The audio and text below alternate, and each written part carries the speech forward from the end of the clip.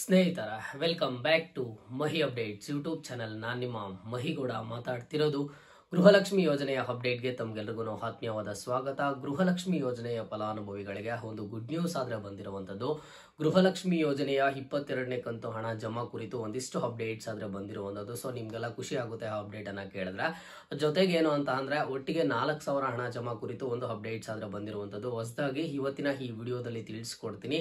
ಗೃಹಲಕ್ಷ್ಮಿ ಯೋಜನೆಯ ಫಲಾನುಭವಿಗಳಿಗೆ ಇವತ್ತಿನ ಈ ವಿಡಿಯೋ ಖಂಡಿತವಾಗ್ಲೂ ಇನ್ಫಾರ್ಮೇಟಿವ್ ಆಗಿರುತ್ತೆ. ಆ ವಿಡಿಯೋನ ಕಂಪ್ಲೀಟ್ ಆಗಿ ವಾಚ್ ಮಾಡಿ, ಕೊನೆ ತನಕ ವಾಚ್ ಮಾಡಿ. ಜೊತೆಗೆ ನೀವೇನಾದ್ರೂ ನಮ್ಮ ಚಾನಲ್ಗೆ ಫಸ್ಟ್ ಟೈಮ್ ವಿಸಿಟ್ ಮಾಡಿದ್ರೆ ಅಥವಾ ಇನ್ನೂ ಸಬ್ಸ್ಕ್ರೈಬ್ ಮಾಡ್ಕೊಂಡಿಲ್ಲ ಅಂತ ಅಂದ್ರೆ ಕೆಳಗಡೆ ಲೈಕ್ ಬಟನ್ ಅಂಡ್ ಹಾಗೇನು ಸಬ್ಸ್ಕ್ರೈಬ್ ಬಟನ್ ಕಾಣಿಸಿರುತ್ತೆ, ಹೋಗಿ ಲೈಕ್ ಸಬ್ಸ್ಕ್ರೈಬ್ ಅನ್ನ ಮಾಡ್ಕೊಳ್ಳಿ. ಅಂಡ್ ಈಗಾಗಲೇ ಯಾರೆಲ್ಲ ಲೈಕ್ ಮಾಡಿ ಸಬ್ಸ್ಕ್ರೈಬ್ ಮಾಡಿ ಸಪೋರ್ಟ್ ಮಾಡ್ತಿದ್ದೀರಾ ಎಲ್ಲರಿಗೂ ಥ್ಯಾಂಕ್ ಯು ಸೋ ಮಚ್. ನೋಡಿ, ಗೃಹಲಕ್ಷ್ಮಿ ಯೋಜನೆಯ ಫಲಾನುಭವಿಗಳಿಗೆ 21ನೇ ಕಂತು ಹಣ ಜಮಾ ಆದಾಗ್ಲಿಂದ ಅಂದ್ರೆ ವರಮಹಾಲಕ್ಷ್ಮಿ ಹಬ್ಬಕ್ಕೆ ಕರೆಕ್ಟ್ ಆಗಿ 21ನೇ ಕಂತು ಹಣ ಜಮಾ ಆಯಿತು. ಅದಾದ್ಮೇಲೆ ಪ್ರತಿನಿತ್ಯನೂ ವೆಯ್ಟ್ ಮಾಡ್ತಿದ್ದಾರೆ 22ನೇ ಕಂತು ಹಣ ಯಾವಾಗ ಬರುತ್ತೆ ಅಂತ ಹೇಳ್ಬಿಟ್ಟು.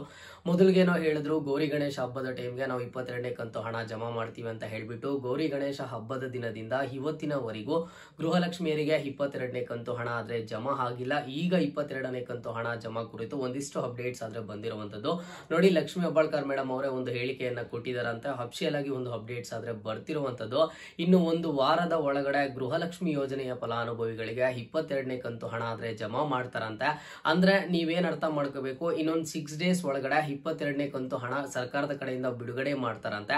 ಒಂದ್ಸರಿ ಬಿಡುಗಡೆ ಆಗಿದ್ದ ಆದ್ಮೇಲೆ ಈಗ ಒಂದು 22ನೇ ಕಂತು ಹಣ ಬಿಡುಗಡೆ ಮಾಡ್ತಾರೆ. ಈಗ ಒಂದು ವಾರದೊಳಗಡೆ ಹೇಳಿದ್ದಾರೆ ಅಂತ ಅಂದ್ರೆ ಇನ್ನೊಂದು 2 ಡೇಸ್ ಅಥವಾ 3 ಡೇಸ್ ಆದ್ಮೇಲೆನೋ ಅಥವಾ 3 ಡೇಸ್ ಒಳಗಡೆನೋ ಹಣ ಬಿಡುಗಡೆ ಮಾಡ್ತಾರೆ. ಬಿಡುಗಡೆ ಮಾಡಿದ ಆದ್ಮೇಲೆ 1,20,00,000ಕ್ಕೂ ಹೆಚ್ಚು ಫಲಾನುಭವಿಗಳು ಅರ್ಹರಿರುವಂತದ್ದು. ಎಲ್ರಿಗೂ ಒಂದೇ ಸಲ ಹಣ ಆದ್ರೆ ಬಿಡುಗಡೆ ಮಾಡ್ತಾರೆ. ಬಟ್ ಏನಾಗುತ್ತೆ, ಪ್ರತಿನಿತ್ಯನೂ ಸಹ ಒಂದಿಷ್ಟು ಲಕ್ಷ ಫಲಾನುಭವಿಗಳ ಬ್ಯಾಂಕ್ ಖಾತೆಗಳಿಗೆ ಜಮಾ ಆಗ್ತಾ ಬರುತ್ತೆ. ನೀವು ಯಾವುದೇ ಜಿಲ್ಲೆಯ ಫಲಾನುಭವಿ ಆಗಿರಬೇಕೇನಾ, ಅದು ಮ್ಯಾಟರ್ ಆಗೋದಿಲ್ಲ. ಪ್ರತಿನಿತ್ಯನೂ ಸಹ ಎಲ್ಲಾ ಜಿಲ್ಲೆಯ ಫಲಾನುಭವಿಗಳಿಗೆ ಒಂದಿಷ್ಟು ಫಲಾನುಭವಿಗಳಿಗೆ ಅಂತ ಜಮಾ ಮಾಡ್ತಾರೆ. ನಿಮ್ಗೆಲ್ಲ ಗೊತ್ತಿರೋ ಹಾಗೆ ಇದರ ಒಂದು ಪ್ರೋಸೆಸ್ ಯಾವ ರೀತಿ ನಡೆಯುತ್ತೆ ಅಂತ ಅಂದ್ರೆ, ಒಂದು ಸರಿ ಹಣ ಬಿಡುಗಡೆ ಮಾಡಿದ್ರೆ ಒಂದು 15 ದಿನಗಳ ಕಾಲಾವಕಾಶ ಬೇಕಾಗುತ್ತೆ ನಿಮ್ಮ ಒಂದು ಬ್ಯಾಂಕ್ ಖಾತೆಗಳಿಗೆ ಹಣ ಆದ್ರೆ ಜಮಾ ಆಗೋದಕ್ಕೆ.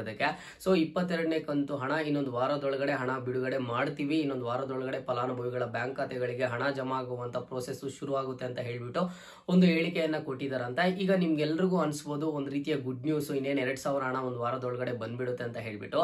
ಈ ಒಂದು ಹೇಳಿಕೆಯ ಜೊತೆಗೆ ಇನ್ನೊಂದು ಹೇಳಿಕೆ ಏನ್ ಕೊಟ್ಟಿದ್ದಾರೆ ಅಂತ ಅಂದ್ರೆ, ನಾವೇನಾದ್ರೂ ಅಕಸ್ಮಾತ್ ಆಗಿ ಒಂದು ವಾರದೊಳಗಡೆ ಹಣ ಬಿಡುಗಡೆ ಮಾಡಿಲ್ಲ ಅಂತ ಅಂದ್ರೆ, ಈಗ ನಿಮಗೆ ಒಂದು ಚೆನ್ನಾಗಿ ಅರ್ಥ ಆಗ್ಬೇಕಾಗಿರೋದೇನು ಅಂತ ಅಂದ್ರೆ, ಗೌರಿ ಗಣೇಶ ಹಬ್ಬಕ್ಕೆ ಹಣ ಜಮಾ ಮಾಡ್ತೀವಿ ಅಂತ ಹೇಳ್ಬಿಟ್ಟು ಸ್ವತಃ ಲಕ್ಷ್ಮಿ ಹೆಬ್ಬಾಳ್ಕರ್ ಮೇಡಮ್ ಅವರೇ ಹೇಳಿಕೆಯನ್ನ ಕೊಟ್ರು. ಬಟ್ ಗೌರಿ ಗಣೇಶ ಹಬ್ಬಕ್ಕೆ ಹಣ ಜಮಾ ಆಗ್ಲಿಲ್ಲ.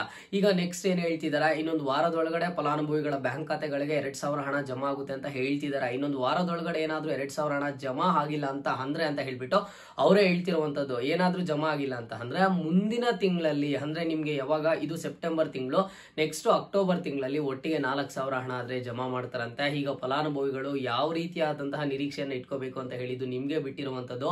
ಸರ್ಕಾರದ ಕಡೆಯಿಂದ ಗೃಹಲಕ್ಷ್ಮಿ ಯೋಜನೆಯ ಕುರಿತು ಏನು ಅಪ್ಡೇಟ್ ಬರ್ಲಿಲ್ಲ ಅಂತ ನೀವು ಕೇಳ್ತಾನೆ ಇದ್ರಿ ಹಬ್ಬ ಆಗಿದ ಆದ್ಮೇಲೆ.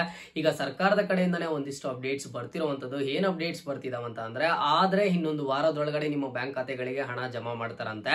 ಈ ವಾರದೊಳಗಡೆ ಏನಾದ್ರೂ ನಿಮ್ಮ ಬ್ಯಾಂಕ್ ಖಾತೆಗಳಿಗೆ ಹಣ ಜಮಾ ಮಾಡೋದಕ್ಕೆ ಆಗ್ಲಿಲ್ಲ, ಸರ್ಕಾರದ ಕಡೆಯಿಂದ ಹಣ ಬಿಡುಗಡೆ ಮಾಡೋದಕ್ಕೆ ಆಗ್ಲಿಲ್ಲ ಅಂತ ಅಂದ್ರೆ ಮುಂದಿನ ತಿಂಗಳು ಒಟ್ಟಿಗೆ 4,000 ಹಣ ಆದ್ರೆ ಜಮಾ ಮಾಡ್ತಾರಂತೆ. ಈಗ ಮುಂದಿನ ತಿಂಗಳು 2ನೇ ತಾರೀಕೇನೋ ದಸರಾ ಹಬ್ಬ ಇರೋದ್ರಿಂದ ದಸರಾ ಹಬ್ಬದ ಪ್ರಯುಕ್ತ 4,000 ಹಣ ಜಮಾ ಮಾಡ್ತೀವಿ ಅಂತ ಹೇಳ್ಬಿಟ್ಟು ಒಂದು ಹೇಳಿಕೆಯನ್ನ ಕೊಟ್ಟಿರುವಂತದ್ದು. ನಿಮಗೆ ಯಾವಾಗ 4,000 ಹಣ ಜಮಾ ಆಗುತ್ತೆ, ಇಲ್ಲೇನಾದ್ರೂ 2,000 ಹಣ ಜಮಾ ಮಾಡ್ಲಿಲ್ಲ ಈ ತಿಂಗಳಲ್ಲಿ ಅಂತ ಅಂದ್ರೆ ಅವಾಗ ನಿಮಗೆ 4,000 ಹಣ ಆದ್ರೆ ಜಮಾ ಆಗುವಂತದ್ದು. ಸೊ ನಾನೇನ್ ಹೇಳ್ತೀನಿ ಅಂತ ಅಂದ್ರೆ, ಸರ್ಕಾರಕ್ಕೆ ಈಗಾಗ್ಲೇ ಗೃಹಲಕ್ಷ್ಮಿ ಯೋಜನೆಯ ಫಲಾನುಭವಿಗಳಿಗೆ 3 ರಿಂದ 4 ಕಂತಿನ ಹಣ ಆದ್ರೆ ಬಾಕಿ ಇರುವಂತದ್ದು. ಕೇವಲ 21ನೇ ಕಂತು ಹಣದವರೆಗೂ ಹಣ ಅಷ್ಟೇ ಬಂದಿರುವಂತದ್ದು. ಈಗ ಆಗಸ್ಟ್ ತಿಂಗಳಲ್ಲಿ ಏನೋ 2,000 ಹಣ ಬಂತು. ಬಟ್ ಜುಲೈ ತಿಂಗಳಲ್ಲಾಗ್ಲಿ ಜೂನ್ ತಿಂಗಳಲ್ಲಾಗ್ಲಿ ಫಲಾನುಭವಿಗಳ ಬ್ಯಾಂಕ್ ಖಾತೆಗಳಿಗೆ ಹಣ ಜಮಾ ಆಗ್ಲಿಲ್ಲ. ಈ ರೀತಿ ಫಲಾನುಭವಿಗಳಿಗೆ ಒಂದು ಕನ್ಫ್ಯೂಸ್ ಆಗೋದಕ್ಕಿಂತ ಅಟ್ಲೀಸ್ಟ್ ಪ್ರತಿ ತಿಂಗಳು 2,000 ಹಣ ಜಮಾ ಮಾಡ್ತಾ ಹೋದ್ರೆ ಫಲಾನುಭವಿಗಳಿಗೂ ಖುಷಿ ಆಗುತ್ತೆ. ಜೊತೆಗೇನು ಅಂತ ಅಂದ್ರೆ, ಈ ಸ್ಟಾರ್ಟಿಂಗ್ ಗೃಹಲಕ್ಷ್ಮಿ ಯೋಜನೆ ಪ್ರೋಸೆಸ್ ಯಾವ ರೀತಿ ಇತ್ತು, ಪ್ರತಿ ತಿಂಗಳು ಕರೆಕ್ಟ್ ಆಗಿ ಮಿಸ್ ಆಗದೆ ಮಂತ್ ಸ್ಟಾರ್ಟಿಂಗ್ ಅಲ್ಲೋ ಅಥವಾ ಮಂತ್ ಎಂಡಿಂಗ್ ಅಲ್ಲೋ ಬರ್ತಾ ಇತ್ತು.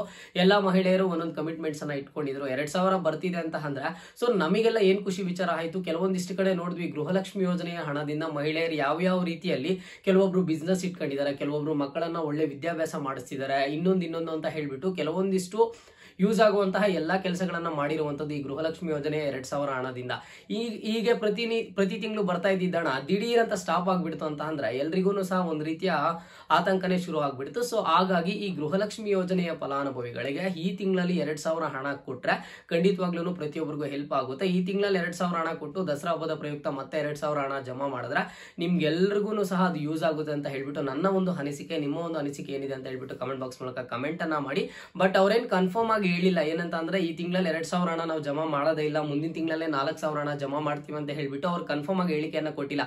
ಅವ್ರು ಯಾವ ರೀತಿ ಹೇಳಿಕೆಯನ್ನ ಕೊಟ್ಟಿದ್ದಾರೆ ಅಂತ ಅಂದ್ರೆ, ನಾವು ಈ ಒಂದು ವಾರದೊಳಗಡೆ ಗೃಹಲಕ್ಷ್ಮಿ ಯೋಜನೆಯ ಹಣನ ಜಮಾ ಮಾಡ್ತೀವಿ, ಜಮಾ ಮಾಡೋದಕ್ಕೆ ಆಗ್ಲಿಲ್ಲ, ಇನ್ ಕೇಸ್ ಆಗ್ಲಿಲ್ಲ ಅಂತ ಅಂದ್ರೆ ಮುಂದಿನ ತಿಂಗಳಲ್ಲಿ 4000 ಹಣ ಜಮಾ ಮಾಡ್ತೀವಿ ಅಂತ ಹೇಳಿರುವಂತದ್ದು. ಸೊ ಹಾಗಾಗಿ ನಿಮ್ಗೆ ಏನ್ ಕನ್ಫರ್ಮೇಶನ್ ಬೇಕು ಅಂತ ಅಂದ್ರೆ 22ನೇ ಕಂತು ಹಣ ಜಮಾ ಕುರಿತು ಅಪ್ಡೇಟ್ಸ್ ಅಂತೂ ಖಂಡಿತವಾಗ್ಲೂ ಬಂದೇ ಬಂದಿದೆ.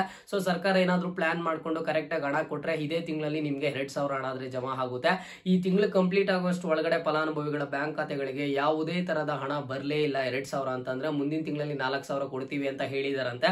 ಸೊ 4000 ಹಣ ಅವಾಗ ಯಾವ ರೀತಿ ಕೊಡ್ತಾರ ಅನ್ನೋಂಥದ್ದು ನೋಡ್ಬೇಕಾಗಿದೆ. ಯಾಕಂತಂದ್ರೆ 1,20,00,000ಕ್ಕೂ ಹೆಚ್ಚು ಫಲಾನುಭವಿಗಳ ಅರ್ಹರಿರೋದ್ರಿಂದ 2,000 ಹಣ ಪ್ರತಿಯೊಬ್ಬರಿಗೂ ಜಮಾ ಮಾಡಬೇಕು ಅಂತಂದ್ರೆ ಎಷ್ಟೋ ಸಾವಿರ ಕೋಟಿ ಬೇಕು. ಈಗ ನೆಕ್ಸ್ಟ್ ಮುಂದಿನ ತಿಂಗಳಲ್ಲಿ 4,000 ಹಣ ಜಮಾ ಮಾಡ್ತೀವಿ ಅಂತಂದ್ರೆ ಅವಾಗ ಇನ್ನೂ ಸಹ ತುಂಬಾ ತೊಂದರೆ ಆಗುತ್ತೆ. ಅಂಡ್ ಜೊತೆಗೇನು ಅಂತ ಅಂದ್ರೆ ಇದು ಬಂದ್ಬಿಟ್ಟು ಕೇವಲ 22ನೇ ಕಂತು ಹಣ ಈ ತಿಂಗಳಲ್ಲಿ ಜಮಾ ಮಾಡಿದ್ರು ಅಂತ ಅಂದ್ರೆ, ಈ ತಿಂಗಳಲ್ಲಿ ಜಮಾ ಮಾಡಿಲ್ಲ ಅಂತ ಅಂದ್ರೆ ಮುಂದಿನ ತಿಂಗಳಲ್ಲಿ ಬಂದ್ಬಿಟ್ಟು 22, 23ನೇ ಕಂತಿನ ಹಣ ಸೇರಿ ಒಟ್ಟಿಗೆ 4,000 ಹಣ ಜಮಾ ಮಾಡ್ಬೇಕಾಗುತ್ತೆ. ಅದಾದ್ಮೇಲೆ ನೆಕ್ಸ್ಟ್ 24, 25ನೇ ಕಂತು ಹಣನೂ ಸಹ ಬಾಕಿ ಇರುವಂತದ್ದು. ಸೊ ಈ ಬಾಕಿ ಇರುವ ಹಣದ ಬಗ್ಗೆ ಯಾರು ಮಾತನಾಡ್ತಿಲ್ಲ. ಜಸ್ಟ್ ಏನೆಲ್ಲ ಅಪ್ಡೇಟ್ಸ್ ಅನ್ನ ಕೊಡ್ತಾ ಇದ್ದಾರೆ ಅಂತ ಅಂದ್ರೆ ಈ ತಿಂಗಳಲ್ಲಿ 2000 ಹಣ ಜಮಾ ಮಾಡ್ತೀವಿ, ಈ ತಿಂಗಳು ಮಿಸ್ ಆದ್ರೆ ಮುಂದಿನ ತಿಂಗಳು 2000 ಪ್ಲಸ್ 2000 ಸೇರಿ 4000 ಹಣ ಜಮಾ ಮಾಡ್ತೀವಿ ಅಂತ ಒಂದು ಹೇಳಿಕೆಯನ್ನ ಕೊಡ್ತಾ ಇದ್ದಾರೆ. ಸೊ ಓವರ್ ಆಲ್ ಆಗಿ ನಿಮ್ಗೆಲ್ಲ ಹೇಳೋದೇನು ಅಂತ ಅಂದ್ರೆ, ಇವತ್ತಿನ ಈ ವಿಡಿಯೋ ನೋಡ್ತಿರುವಂತಹ ಫಲಾನುಭವಿಗಳಿಗೆ ಯಾರಿಗಾದ್ರೂ 21ನೇ ಕಂತು ಹಣ ಜಮಾ ಆಗಿಲ್ಲ ಅಂತಂದ್ರೆ ನೀವ್ ಯಾರು ಭಯ ಪಡುವಂತ ಅವಶ್ಯಕತೆ ಇಲ್ಲ. ಪೆಂಡಿಂಗ್ ಹಣ ಈಗಾಗಲೇ ರಿಲೀಸ್ ಮಾಡಿರುವಂತದ್ದು 21ನೇ ಕಂತು ಹಣ ಪೆಂಡಿಂಗ್ ಇರುವಂತಹ ಫಲಾನುಭವಿಗಳಿಗೆ ನಿಮ್ಗೆ ಅತಿ ಶೀಘ್ರದಲ್ಲೇ ನಿಮ್ಮ ಬ್ಯಾಂಕ್ ಖಾತೆಗಳಿಗೆ ಬರುತ್ತೆ. ಆಲ್ಮೋಸ್ಟ್ 90% ಅಷ್ಟು ಫಲಾನುಭವಿಗಳಿಗೆ 21ನೇ ಕಂತು ಹಣ ಜಮಾ ಆಗಿರುವಂತದ್ದು. ಎಲ್ಲೋ ಕೆಲವೊಂದಿಷ್ಟು ಫಲಾನುಭವಿಗಳಿಗೆ ಹಣ ಆದ್ರೆ ಬರ್ಬೇಕಿದೆ, ಅವ್ರಿಗೂ ಸಹ ಆದಷ್ಟು ಬೇಗ ಜಮಾ ಮಾಡ್ತಾರಂತೆ. ಅದಾದ್ಮೇಲೆ 22ನೇ ಕಂತು ಹಣ ಒಂದು ವಾರದೊಳಗಡೆ ಬಿಡುಗಡೆ ಮಾಡ್ತೀವಿ ಅಂತ ಹೇಳಿರುವಂತದ್ದು. ಬಿಡುಗಡೆ ಆದ್ರೆ ಖಂಡಿತವಾಗ್ಲೂ ಫಸ್ಟ್ ವಿಡಿಯೋ ನಾನೇ ಅಪ್ಡೇಟ್ ಮಾಡಿ ತಿಳಿಸ್ಕೊಡ್ತೀನಿ ವಿತ್ ಲೈವ್ ಪ್ರೂಫ್ ಮೂಲಕ. ಈಗ ಬಿಡುಗಡೆ ಆಗಿಲ್ಲ ಅಂತಂದ್ರೆ ನೆಕ್ಸ್ಟ್ ಇನ್ ಹಣ ಬರುವಂತದ್ದು ಮುಂದಿನ ತಿಂಗಳೇ, ಓಕೆನಾ. ಸೊ ಇವತ್ತಿನ ಈ ವಿಡಿಯೋಗೆ ಪ್ರತಿಯೊಂದು ಗೃಹಲಕ್ಷ್ಮಿ ಯೋಜನೆಯ ಫಲಾನುಭವಿನೂ ಸಹ ನಿಮ್ಗೆ ಈ ತಿಂಗಳಲ್ಲಿ 2000 ಬಂದ್ರೆ ಅನುಕೂಲ ಆಗುತ್ತಾ ಅಥವಾ ಮುಂದಿನ ತಿಂಗಳಲ್ಲಿ ಒಟ್ಟಿಗೆ 4000 ಬಂದ್ರೆ ಅನುಕೂಲ ಆಗುತ್ತೆ ಏನೋ ಅಂತ ಕಮೆಂಟ್ ಬಾಕ್ಸ್ ಮೂಲಕ ಕಮೆಂಟ್ ಅನ್ನ ಮಾಡಿ. ಅಂಡ್ ನಾವು ಮಾಡ್ತಿರುವಂತಹ ವಿಡಿಯೋನ ನೀವು ಎಲ್ಲಿಂದ ವಿಡಿಯೋ ವಾಚ್ ಮಾಡ್ತಿದ್ದೀರಾ ಅಂತ ಹೇಳ್ಬಿಟ್ಟು ಪ್ರತಿಯೊಬ್ಬರು ಸಹ ನಿಮ್ಮ ಜಿಲ್ಲೆ ಯಾವುದು ಅಂತ ಕಮೆಂಟ್ ಬಾಕ್ಸ್ ಮೂಲಕ ಕಮೆಂಟ್ ಅನ್ನ ಮಾಡಿ. ಒಂದಿಷ್ಟು ಫಲಾನುಭವಿಗಳು ಕೇಳ್ತಿದ್ರು ನೀವು ಯಾವ ಜಿಲ್ಲೆಯವರು ಏನು ಅಂತ ಹೇಳ್ಬಿಟ್ಟು, ನಾವು ಕೋಲಾರ ಜಿಲ್ಲೆಯವರು ಆಗಿರ್ತೇವೆ, ಓಕೆನಾ. ಸೊ ಇದು ಇವತ್ತಿನ ಮಾಹಿತಿ ಆಗಿತ್ತು. ಮುಂದೆ ಎಲ್ಲಾ ರೀತಿಯ ಹೆಚ್ಚಿನ ಗೃಹಲಕ್ಷ್ಮಿ ಯೋಜನೆಯ ಅಪ್ಡೇಟ್ಸ್ ಜೊತೆಗೆ ಸಿಗ್ತಾ ಇರೋಣ. ಅಲ್ಲಿಯ ತನಕ take care and keep watching Mahi updates for more updates.